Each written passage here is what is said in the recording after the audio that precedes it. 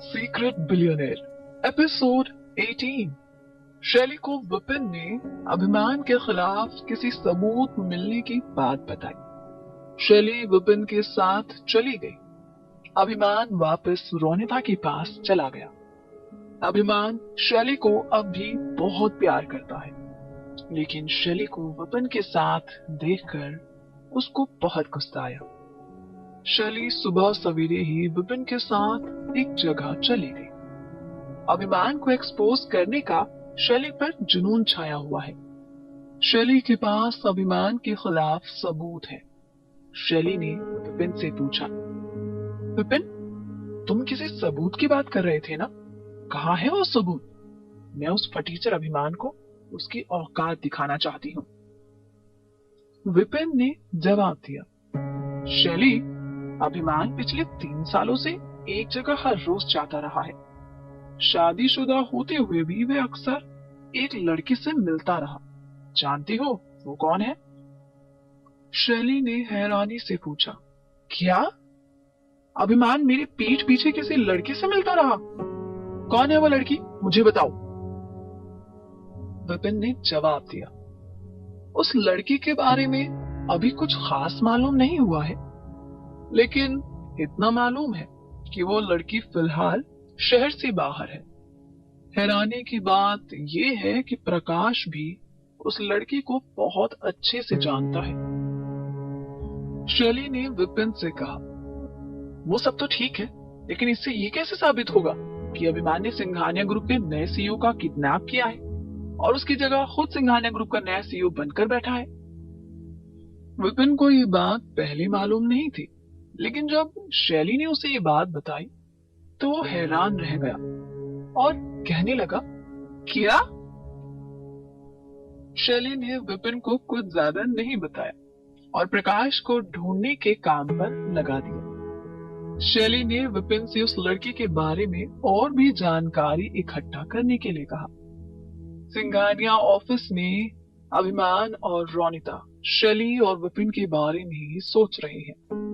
रोनिता ने अभिमान से कहा, तुमने प्रकाश से बात की या नहीं? अभिमान ने जवाब दिया, नहीं, उसका फोन बंद आ रहा है। मुझे डर है कहीं वो शैली को सब कुछ न बता दे। शैली का नाम सुनकर रोनिता ने मुंह बना लिया। थोड़ी देर बाद सिंघानिया ऑफिस में फिर से हल्ला मच गया। अभिमान और रोनिता कैबिन से बाहर आए और जाकर देखा कि पुलिस फिर से सिंघानिया ऑफिस में आ चुकी है। अभिमान ने पुलिस से ऊंची आवाज में पूछा, ये सब क्या हो रहा है मेरे ऑफिस में? अभिमान की आवाज सुनकर पुलिस ने कहा, मिस्टर अभिमान, आपको अभी इसी वक्त हमारे साथ पुलिस स्टेशन चलना होगा। सिंघानिया ग्रुप की असली वारिस ने ही आपके खिलाफ एफआईआर दर्ज कराई है और उनके पास सारे सबूत भी हैं।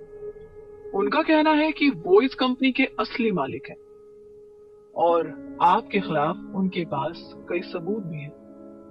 अपनी बेगुनाही साबित करने के लिए आपके पास क्या सबूत है? अभिमान और रोनिता ये सुनकर हैरान रह गए। कल तक जिस नए सीईओ के किडनैपिंग का इल्जाम अभिमान के सर पर लग रहा था, आज वही सिंघानिया ग्रुप का नया सीईओ बनकर उनके सामने आ चुका है। हर कोई ये सुनकर हैरान रह गया। रोनिता ने आगे बढ़कर कहा, आप इतनी बड़ी बात इतनी आसानी से कैसे कह सकते हैं? आपको फिर से जरूर मिस भल्ला ने भेजा है ना? वही है जो इस तरह की अफवाह उड़ा रही है। पुलिस ने रोनिता की बातों का कोई जवाब नहीं दिया और अभिमान की तरफ बढ़ते हुए कहा, देखिए मिस्टर सिंघानिया, आप एक बड़ी कंपनी के सीईओ होने का दावा कर रहे हैं और हमारे पास जिस शख्स ने कंप्लेन की है वो भी कई सबूत होने का दावा कर रहा है। इतनी बड़ी कंपनी के 2-2 सीईओ होना आसान बात भी तो नहीं है। हमें इन्वेस्टिगेशन तो करनी होगी। अभिमान हैरान रह गया। आखिर अचानक से कौन आ गया है जो सिंघानिया ग्रुप का सीईओ होने का दावा कर रहा है? अभिमान पुलिस के साथ चला गया और रोनिता को ऑफिस संभालने और सारी बातों का पता लगाने के लिए कहा। दूसरी तरफ भल्ला फैमिली में अभिमान की बातें हो रही है।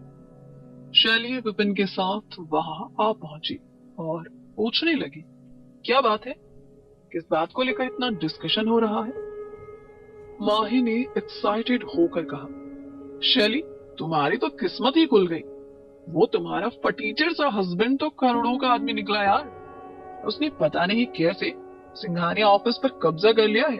अरे वो सिंघानिया ग्रुप का नया सीईओ बन गया है यार। माही की बातें सुनकर शैली हल्का सा मुस्कुराई और कहने लगी, तो आप लोग अभिमान की बात कर रहे हैं? वैसे आपको उसके सीईओ होने की बात किसने बताई? शैली के मदर ने आगे बढ़कर कहा, एंडी ने हमें बताया कि अभिमान ही नया सीईओ है। और तो और एंडी ने ये भी बताया कि अभिमान और रोनिता के बीच कुछ ना कुछ जरूर चल रहा है। शैली देखो, अभिमान से अभी तुम्हारा डाइवोर्स नहीं हुआ है और इसीलिए ये मौका हाथ से जाने मत देना। अभिमान को वापस ले आओ। आखिर चाहे जो हो, अब वो सीईओ बन गया है और करोड़ों का मालिक है। अपनी मॉम की बात ही सुनकर शैली झुंझला उठी और बोली, ओ प्लीज मॉम, आपको हकीकत का नहीं पता। वो फटीचर क्या किसी कंपनी का सीईओ होगा? वो एक बहुत बड़ा फ्रॉड है। सिंगानिया ग्रुप के असली सीईओ को किडनैप करके उनकी जगह पर आकर बैठा है वो। लेकिन बहुत जल्द मैं उसका पर्दाफाश करने वाली हूँ। इतना कहकर शैली गुस्से से पैर पटक कर वहां से चली गई। शैली का कमरा एंडी के कमरे के बाद पड़ता है। जब शैली एंडी के कमरे के सामने से गुजरी तो उसने उसके कमरे के अंदर से दादी माँ के चिल्लाने की आवाजें सुनी और वह वहां पर उनकी बातें सुनने के लिए रुक गई। शैली ने सुना कि दादी माँ एंडी को डांट रही है। दादी माँ एंडी से कह रही है, बेवकूफ, क्या जरूरत थी सबको ये बताने की कि अभिमान ने घड़ी नहीं चुराई? मैंने तुमसे कहा भी था इस ड्रामे को और आगे बढ़ाओ, लेकिन तुमने मेरी बात नहीं सुनी। दादी माँ की प्लानिंग को सुनकर शैली हैरान रह गई। एंडी ने दादी माँ के सवाल का जवाब दिया, दादी माँ, अभिमान कोई मामूली आदमी नहीं रहा, वो सीईओ बन चुका है। उस पर भला मैं कैसे चोरी का इल्जाम लगाता? एंडी की बातें सुनकर दादी माँ ने गुस्से से कहा, यकीन नहीं आता, तुम मेरी औलाद की ही औलाद हो। बेवकूफ कहीं के। वो बड़ा सीईओ भले ही बन गया हो, लेकिन अगर उस पर चोरी का इल्जाम लगा रहता तो हम बहुत कुछ उससे करवा सकते थे। शैली को यकीन नहीं आया कि एंडी के इस झूठे इल्जाम में दादी माँ भी इन्वॉल्व थी। दादी माँ को रूम से बाहर आता देखकर शैली छुप गई। दादी माँ के जाने के बाद शैली एंडी के कमरे में चली गई। शैली ने एंडी के रूम में घुसते ही उसे एक जोरदार थप्पड़ जड़ा और कहा, बेशर्म कहीं के, तुम्हें शर्म नहीं आई अभिमान पर चोरी का झूठा इल्जाम लगाते हुए? शैली की बातें सुनकर एंडी ने चिढ़कर कहा, तुम्हें अभिमान की फिक्र कब से होने लगी? मैंने तो फिर भी उस पर चोरी का इल्जाम लगाया है।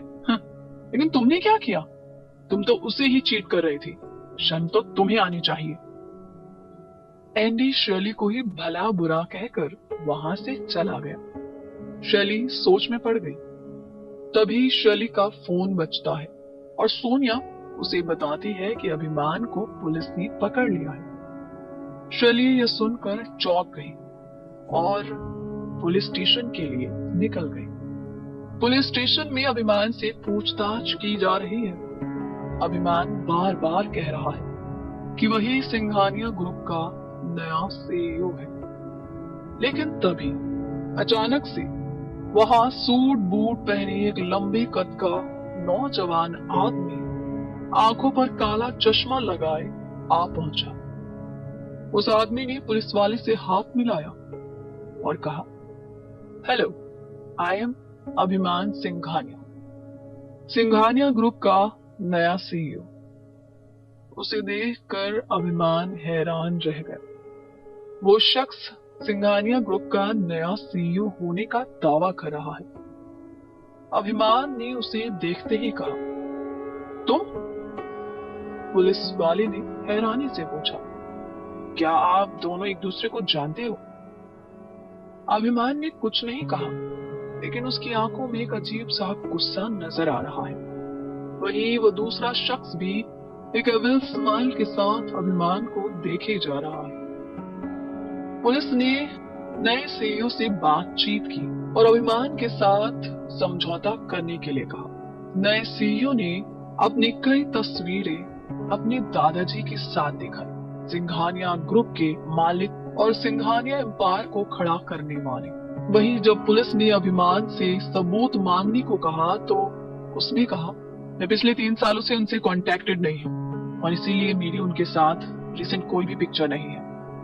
पुलिस ने अभिमान की बातें सुनी और नए सीईओ के कहने पर उसके खिलाफ एफआईआर दर्ज कर ली और कहा, देखिए मिस्टर अभिमान, आप एक तरफ सीईओ होने का दावा कर रहे हैं, लेकिन दूसरी तरफ आपके पास रिसेंट कोई भी पिक्चर नहीं है मिस्टर सिंघानिया के साथ, आई मीन आपके दादाजी के साथ।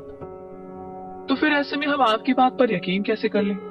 या तो आप अपने सीईओ होने का सबूत पेश कर लीजिए कि आपका सिंघानिया और ग्रुप के साथ कुछ नाता है, कोई रिश्ता है, वरना हमें आपको गिरफ्तार करना पड़ेगा। अभिमान ने पुलिस को समझाने की बहुत कोशिश की, लेकिन एक ही झटके में अभिमान अर्श से फर्श पर आ गिरा। पुलिस ने उसकी एक ना सुनी।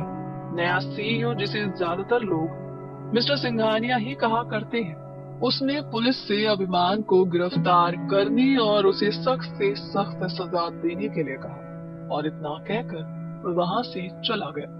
पुलिस ने अभिमान को गिरफ्तार कर लिया। अभिमान ने बहुत कहा, लेकिन किसी ने उसकी एक न सुनी।